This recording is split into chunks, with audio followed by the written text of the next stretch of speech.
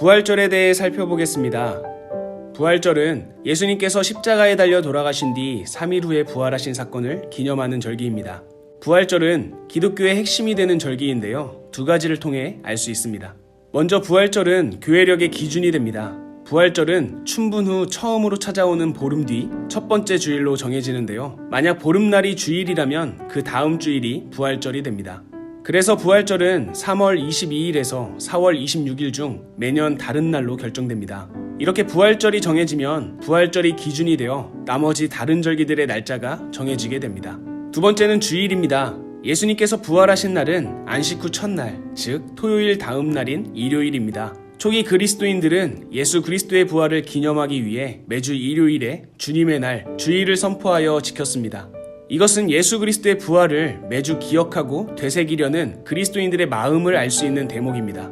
교회의 모든 일정들의 기준이 되고 예수님께서 부활하신 날에 매주 함께 모여 기념하는 모습을 통해 알 수 있듯이 부활은 기독교의 핵심이며 뿌리가 된다는 것을 기억해야 합니다.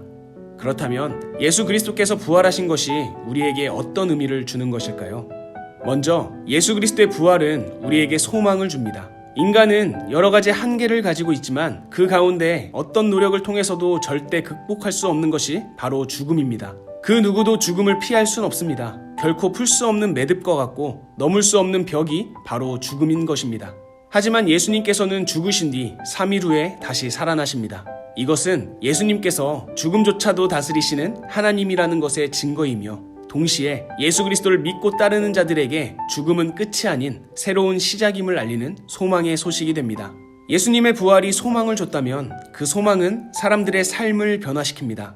지금까지 죽음이 끝이라는 생각 속에서 살았던 사람들에게 죽음이 끝이 아닌 새로운 시작이라는 소식은 죽음 이후의 삶에 대하여 다시금 생각하게 만들었습니다.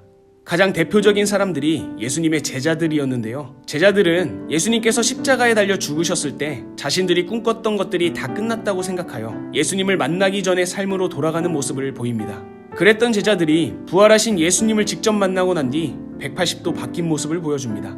제자들은 예수님께서 이 땅에 오신 이유를 분명히 깨닫고 예수님을 위한 삶, 하나님 나라를 위한 삶을 살아갑니다. 그것도 자신들의 목숨을 포기하면서까지 말이죠.